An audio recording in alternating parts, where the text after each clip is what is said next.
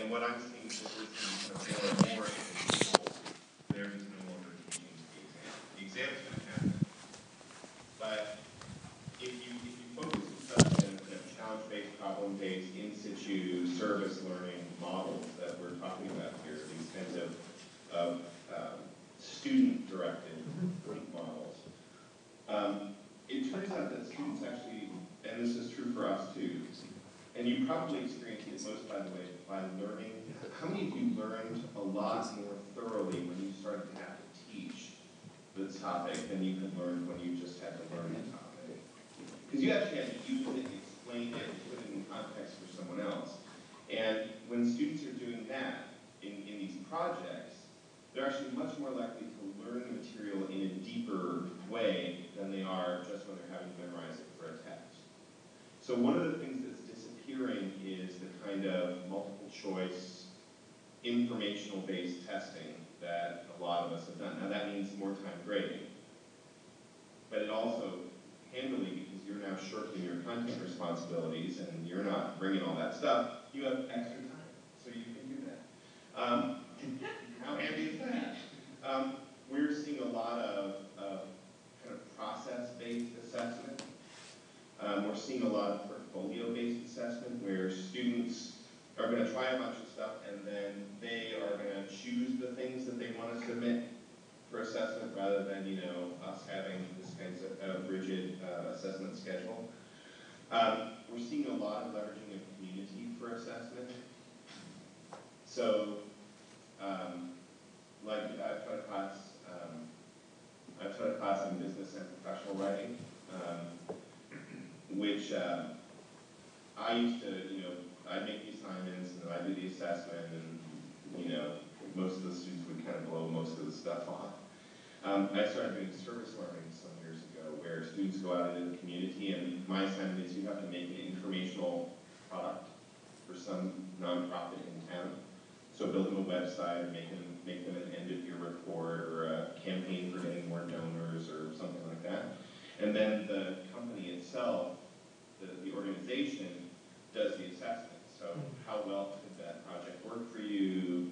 What was your experience working with the students? And a lot of their assessment is then based on that kind of communal response. And so that's how assessment changes. What it does is it really helps to start looking at the ways people assess creative projects, which is not about counting up the number of wrong answers, but really looking at how people approach the problem and how they solved that problem. So looking at how art teachers, for example, grade works of art, music teachers grade works of music, that kind of thing, gives you sort of pointers for how to think about assessing some of these things, these kind of more project oriented. Yeah. And by the way, I don't think all of this means that kind of traditional stuff goes away. I mean, you've got to figure out what works for you and what connects with your identity, and what works for your students. I had one teacher who was just a great lecturer. And that's just who this person was, and it was great, and it was, really engaging, and I had another teacher who could not, dear heavens, it was just, time slowed down so dramatically because I guess this guy must have been a gravity well or something. It was just unbelievably, horribly, terribly bad. And so, it turns out that some people are really good at one thing and some people are really good at another thing. And I'm not suggesting you all have to become the same.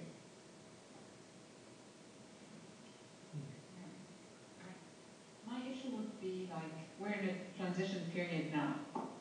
We're going to be asked at the end of the semester of giving a traditional exam that have been given for years or a similar thing. And then we have to be changing. Shouldn't we be doing the opposite, changing the assessment and deciding we're going to have this type of assessment and go do your changing your teaching before? If you can pull that off, that's what you should do. My guess is that the system surrounding the assessment is such that it's going to be about the last thing that gets changed. So what it's going to require from all of you is a leap of faith, which can be scary. But, I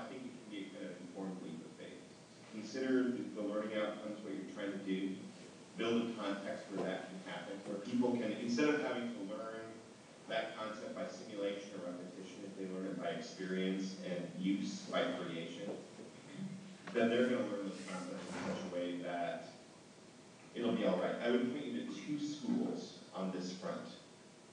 The first is called ESSA Academy, ESSA. ESSA Academy, it's in Bolton, near Manchester in the UK. And the guru, the person who really made it work, is a guy called Abdul Shohan, who's brilliant and a wonderful guy. And he's been here a few times to the UAE, and he's in Apple's circuit. So the school that, before it became ESSA Academy, the school there in Bolton was a failing school. Students were passing their GCSEs at about a 23% rate. The government was going to shut them down because it was such a catastrophically bad school. But handily, what that did is it opened up the opportunity for that academy, which let them out from a bunch of, some of their assessments. Now, and they could recreate the school as they wanted to. So the first thing they did was they gave all their students iPod touches. And then they moved to a challenge-based learning curriculum. What they discovered, for example, the school has students who speak 60 different languages in it. So it turned out that a teacher would be giving, a lecture and, or talking about things, and the students had no idea what that person was saying and no way to find out about it. But if they had an iPod Touch connected to the network, they could search that vocabulary term, like Abdul talks about a Polish girl in science classes who she's back there typing as fast as she can. I think the teacher, by the way, thought she was texting and looked at it, but she's just typing in vocabulary words and then finding their equivalent in Polish, which is the language she spoke natively. Now, the interesting thing is because she's looking them up in real time, she's actually starting to connect the Polish words to the English words. So she's learning vocabulary. But they moved to a challenge-based curriculum where students had to build this stuff. The problem is they still had to take GCSEs. After the next year, the first year after they gave iPod Touches and moved to this challenge-based curriculum, their students passed at 60%. The second year, they passed at 99%. I mean, it was that fast. And in fact, it was so fast that the local newspaper thought there either had to be an error or that, some of the cases I'm joking. results.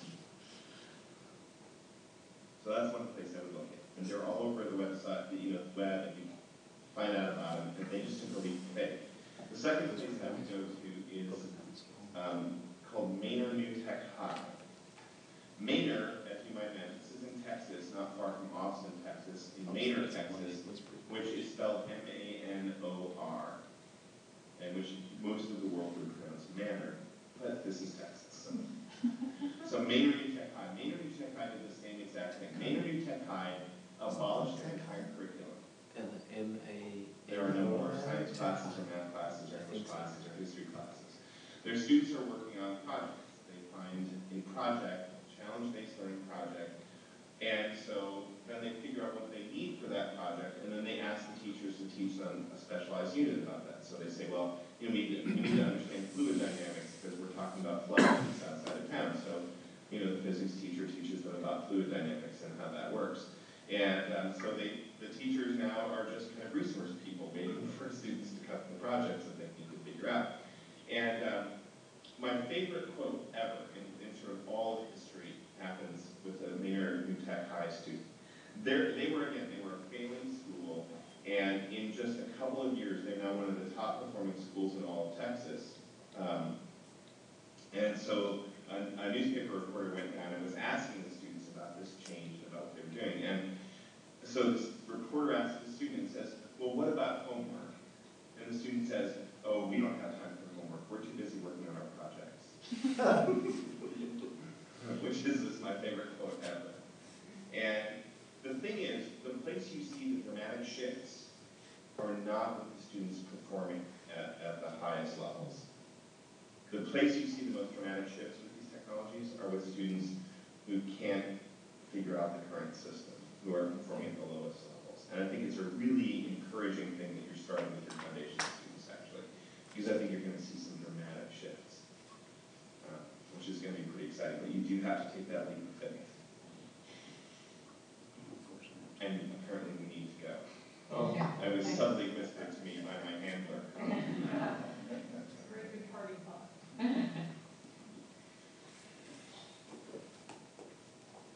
you want to answer? all right, yeah. In terms of assessments, portfolios generally have higher than, people do really well in portfolios. They invest a lot of time, they learn a lot, but they also get rewarded high for doing that. And yet, exam-based is the opposite. How did you convince your institute to allow for a huge variance in grades? I have to tell you that it was easy because we had no real standardized structures in place to begin with. And so that told me that our school was different from your school. So people just did it. And that's something you're going to have to navigate. What you might do is, it's a matter of focus. Okay, the real focus in class is going to be portfolio, but at the end you're also going to have to take that test. But what we usually do is focus on that test. We know the portfolio works. There's various educational evidence to prove it. So let's do that. Thank you very much. Good luck with everything. I'm sure we will meet again. Thank you.